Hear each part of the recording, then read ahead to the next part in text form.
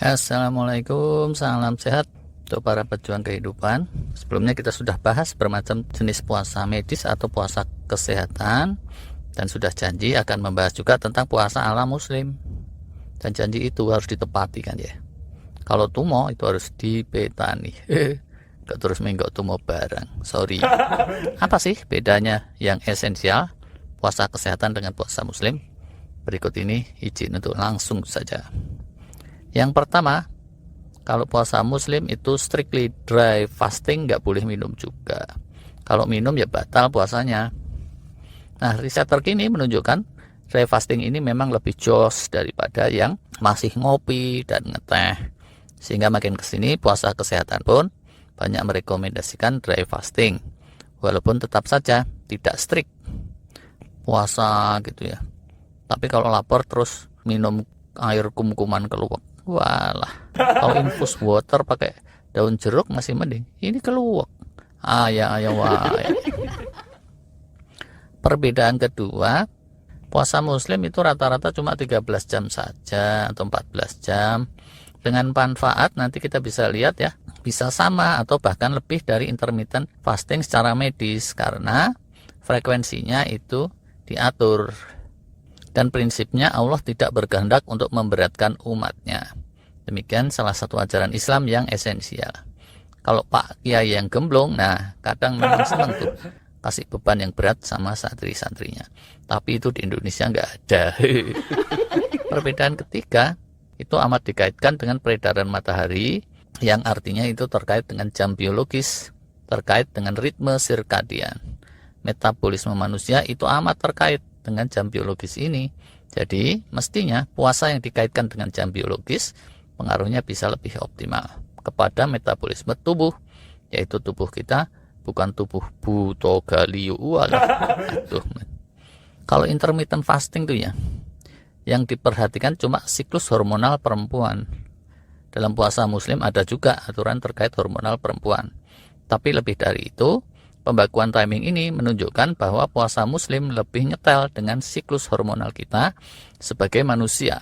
Penelitian menunjukkan HGH atau Human Growth Hormone dan melatonin itu pada saat siang dan malam berbeda cukup jauh.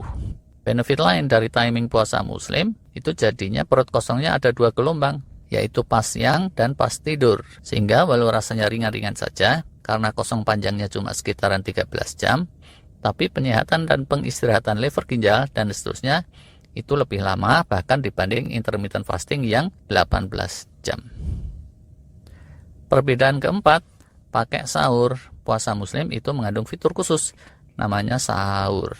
Jadi ya, selama tidur malam, otak itu kan aktif terus, dan sumber energinya otak itu khusus. Belum pernah lihat kan ya, otak itu dapat energi dari sate 10 tusuk atau nasi padang sebungkus. Defaultnya energi otak itu dari glukosa glikogen. Nah, kalau glikogen menipis, dia terus kasih sinyal ke tubuh supaya bangun. Dah, tidurnya selesai. Percuma, gue nggak bisa lanjut aktif lagi, kurang bahan bakar. Begitu kurang lebih dia kasih sinyal. Kalau terus orangnya sahur, charging energi terjadi. Kalau dibawa tidur lagi, otak bisa lanjut merefresh diri. Atau kalau nggak tidur, ya udah, nggak apa-apa. Karena itulah Rasulullah SAW memberi hints bahwa sahur itu banyak berkahnya. Dan beliau menganjurkan muslim untuk sahur walaupun hanya seteguk air. Benefit tambahan dengan bangun dini hari di jam sahur, itu sorenya kantuknya akan lebih cepat sehingga kualitas tidur jadi lebih dalam. Perbedaan kelima, puasa muslim mencetuskan efek endorfin. Sejak lama sudah diteliti ya, hormon endorfin atau hormon kebahagiaan itu banyak manfaatnya untuk tubuh kita. Muslim yang puasa, dia mengikuti perintah Allah, Tuhan semesta alam, dan jadwalnya tertentu, dry fasting season, dan diiringi sejumlah laku spiritual, sehingga pas datang waktunya buka puasa, serasa wow, surga. Bisa dilihat di mana-mana, di negara-negara muslim, tiap kali datang waktunya buka, orang-orang yang puasa bahagia dan bergembira ria. Yang nenek-nenek aja kadang jengklek-jengklek, gubrak biur, bisa jungkel itu kalau kirangnya kebablasan. Kalau intermittent fasting, endorfin efek ini umumnya tidak disinggung-singgung. Nenek-nenek jadi selamat. Perbedaan keenam, puasa muslim secara serius memperbaiki kualitas tidur. Perbaikan kualitas tidur muncul sebagai efek dari endorfin boost tadi, ditambah lagi efek dari bangun sahurnya dini hari. Dibus lagi dengan exercise, sholat malam atau tarawih juga kalau Ramadan. Begitu masuk jam 8, ngantuknya sudah luar biasa. Kalau ditidurkan, enak, serasa surga juga, pulas lebih dari saat tidak puasa. Pada intermittent fasting, peningkatan kualitas tidur ini bisa dapat, bisa juga enggak, tergantung polanya. Perbedaan ketujuh, puasa muslim selalu diiringi kewajiban mental spiritual. Puasa tidak sekedar menyetop makan minum, tapi juga menahan emosi, menahan marah, menahan hasrat biologis. Harus banyak berbuat kebajikan, banyak silaturahmi, banyakin sholat juga, banyakin learning dan asah otak, misalnya dengan belajar Quran, atau mendalami ilmu yang lain, dan seterusnya. Mental spiritual jadi lebih mantap. Kondisi mager juga jadi menyingsing kalau yang puasanya mengikuti rekomendasi untuk sholat tarawih dan banyak berbuat amal kebajikan. Secara langsung akan memunculkan hormon-hormon kebahagiaan juga, dopamin, serotonin, oksitosin, dan endorfin. Pokoknya belakangnya in gitulah. Dan di sisi lain, menekan hormon-hormon stres macam kortisol dan adrenalin. Pada dasarnya, puasa itu kan salah satu benefitnya muncul karena dia memberikan stres kepada sel-sel tubuh kita. Nah, kalau puasa muslim itu diatur. Walaupun sel-selnya mendapat stres, orangnya jangan ikut stres. Sedangkan kalau puasa intermittent, stres karepmu, ora karepmu, kurang lebih seperti itu. Nah, muslim-muslim yang stres, itu biasanya saat masuk bulan Ramadan, stresnya agak menurun. Tapi yang nggak tahu lagi, kalau menjelang lebaran terus diganduli sama istrinya, anaknya minta baju baru, THR nggak keluar-keluar, pas keluar disunat sana sini, tetangga pasang mercon sekalian duar. Tetap aja sih banyak orang yang kemut-kemut. Gak meleset ini dari ajaran aslinya. Embuh. Perbedaan ke-8, puasa muslim menekankan pada pembiasaan kontrol diri dan self-discipline. Banyak yang gagal sih di kalangan muslim. Dan disebutkan oleh Rasulullah, mereka itu puasanya cuma dapat lapar dan haus saja. Pas buka sahur makannya kalap sisan dan seterusnya. Tapi ajaran yang sejatinya tidak seperti itu. Kalau intermittent fasting itu kurang lebih suka-suka. Mau sahurnya jam berapa silakan, buka juga bisa sewaktu-waktu, bisa diatur sendiri.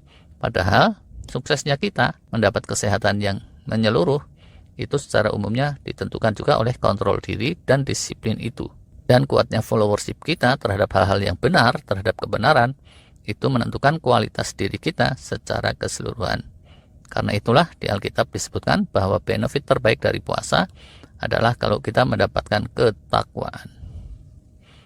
Perbedaan ke-9, selain ada personal benefit, puasa muslim kencang juga fokus pada social benefit. Ini agak too much ya. Kalau ahli medik atau ahli diet mesti mikir sampai sejauh itu.